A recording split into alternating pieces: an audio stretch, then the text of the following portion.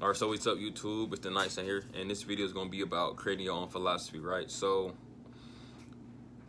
just to get this out the way, I believe that spiritual people, or even just religious people, periods, most of the people that are spiritual religious, they have a very dull mind in how they speak about it and how they really talk about it. I think in many ways, like the average or the fake spiritual person is just susceptible as the religious people to things. They think in black and white.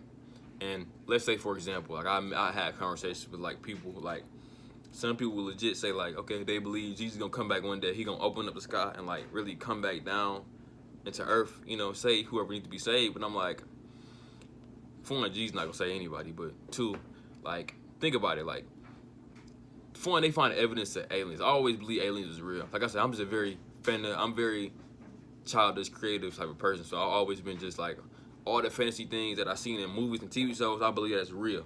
So people can believe Jesus gonna come back to the sky, but they can't believe that aliens may come, who knows, one day and just open up the sky and just come down. But like I said, that's neither here or there. That's not even the point of the video. But the idea is to create your own philosophy and not being so brainwashed into just believing one thing and one thing wholeheartedly. And not saying it's like a bad thing to believe in one thing, but just where it closes your mind up to any other possibility. Like, I believe I try to be not a skeptic, but I try to stay in a state of mind where, like I said, I'm open to criticism that's outside of my own. So in many ways, I'm just open-minded to just different perspectives. So let's say create your own philosophy, right? I think that people really need to create their own set of principles to live by, especially like, because let's be honest, some of these religions principles are very contradictory. And like I said, take in the Christian Bible, they be like, love thy neighbor, but like I said, let's say being gay is a sin. So if your neighbor was gay, can you really love him? So I mean, like I said, it's just, in many ways it's contradictory. So, and one thing I'm gonna say, as I became more spiritual on my own, just spiritual path, I'm gonna do a video on that as well. But just the idea of, I believe that spirituality, when I first got into it, was like religion, because everybody is trying to force it down your throat. And I'm like, why are y'all trying to force these ideas and these concepts down other people's throat? I'm about to say, if you spiritual, you about to say you just live a spiritual life and you go about your business. Don't be worried about what other people doing. Same thing with religious people. Why are you worrying about the next person if you got such a good relationship with God? And like I said, Joe Source, don't worry about nobody else. Focus on your God and handle your business. But people don't think like that, right? Like I said, they always got to worry about something else and something else that's outside of them and their relationship with, like I said, they higher power. And I don't like that. Like I said, I just never liked that. So it took me back to philosophy, right? So I got a whole bunch of books that I did not read. I just did my research on the people that was doing them, watching hella YouTube essays and video essays on, like I said, Nietzsche, Carl Jung, who else? That's back in my Jordan Peterson era. So I was just really learning about them and all that type of stuff. I'm like, damn. And it was just giving me perspective in life that was very, in times it was nihilistic. It was giving me stoic principles and morals and ways of thinking about things. And it was basically helping me navigate reality in a physical way. And now that I went back into spirituality, I'm like, damn, and realistically, I'm still using these type of principles now. Like, but I use them because of it helps me stay grounded inside my own reality, right?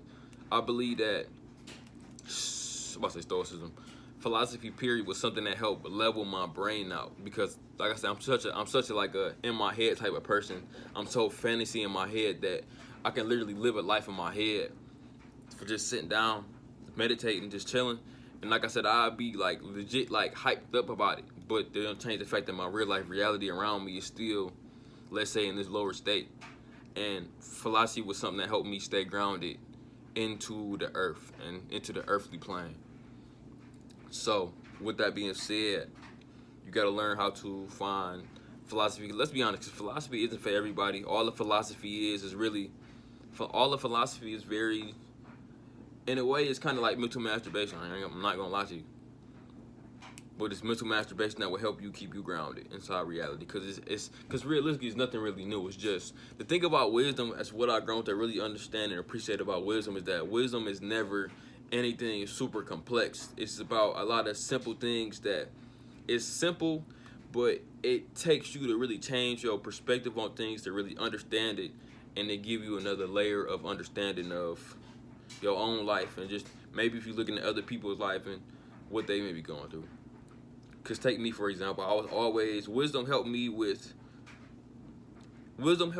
It's been times where I've been going through life where I just be watching somebody, and let's say, for me, like reading wisdom or listening to some philosophy quotes and stuff like that, somebody's life will be echoing this quote, and then it pop up in my head. So a lot of my own life, from my own views and just viewing other people, a lot of wisdom has like came forth, like in a way it's like I'm channeling it down in a way, or just really just recalling from my memory. So, but it helped me steer a path, and in a sense it's almost like, you know, people like call off of Jesus or call off of Allah, like whenever they going through like a tough time. It's almost like that. It's like a mini form of prayer to myself, where I'm like, okay, well, you know, people say like no weapon against me shall prosper. It's like that. Like, what they say. What's it called? I can just take off the top of my head. The one-eyed man leads in the land of the blind. That means anybody that's aware in the land of, anybody that's aware in the place full of people that are unaware, automatically, for one, got an advantage, but also they can see things that other people can't see, and they got a perspective that is above everything. So ultimately, like I said, just speaking to that advantage. And I can't really connect this to like a specific type of example, but I mean, in many ways, that's how I look at myself through the life, is that I'm just living a life where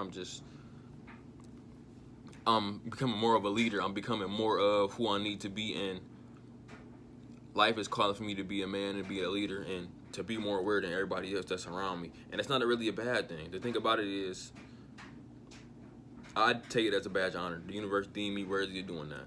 Now, do I mean I can just go around being arrogant about it? No. That doesn't mean I got a big responsibility. And if I don't do that responsibility, it's a possibility that, like I said, everybody or everything around me can fail because of me being reluctant or me failing to do what I need to do. But that's why you create your own philosophy. Like I said, it's just something that you can really fall back on. It's like a foundation in a way. Because realistically with life, if you don't have a foundation, what they say, a house with a weak foundation is bound to fall. They say lies is like a foundation of a house. Like I said, they are bound to fall. Or a life built on lies is bound to really fall. I think that's really what it is. So that's why that pushes me not to lie whenever I get the urge to lie. Just because, let me take a little detour from my life. It's just me as a person. Lying was never like my thing, like just to lie. It was just lying that people. I was lying to people just so I can keep a bubble around myself, so people wouldn't get close. And I ain't gonna lie, it was a sad life. It's very pathetic in a sense where I was lying to myself, so I was never really expressing myself. I wasn't really expressing my creativity. I wasn't being there for myself because I was just lying to myself. I was lying to myself and lying for people to not really pay me any mind. I didn't want nobody getting close to me, so I would lie just to like push, like to hide my trail, so people couldn't follow it. And when I mean in that sense, I mean like people trying to get close to me. So I would lie. And in the end, like I said, it always left me lonely and just sad and depressed. But like I said, the thing about me and my emotions is my emotions are very complex. I never really knew that until I started really getting into like the deep spiritual work. But yeah, your principles, your morals is always your foundation. I learned that as a man. Of course, I'm still young. I'm still learning and growing from the people I watch, and I really get from information and games from. They speak about standing on your man, standing on being a man, and standing on your principles and values among everything else. No matter what's going on, don't ever give up those values, those beliefs, your philosophies. Don't ever do that, because without that, like I said, you shouldn't be alive. Without that, your worth of living is zero. There's no reason why you should be alive. You can't stand for something that you truly believe in. So I try to keep that in mind going throughout my day. Of course, it's getting stronger and stronger throughout the day. I'm not trying to be crooked. I'm not trying to be foul. I'm not trying to do anything I can't withstand the consequences of doing if I were to do it. That's how I try to live my life. Like I said, life is literally like one thing I was thinking about when I was driving home was that life is literally like either you're gonna take life prisoner or prisoner gonna take you life. Either you're gonna take prisoner, my bad, I'm tweaking. You're gonna take life as your prisoner, or life is gonna take you as their prisoner. And it's like you can either go down without a fight or you go down with one. And I think I'm realizing as I grow up just that I'm the type of person that I'm gonna go down fighting than just be taken willingly, right? But like I said, that's not everybody. And as I get older and my spirit starts to really awaken and this passion, this fire start waking up inside of me, it's that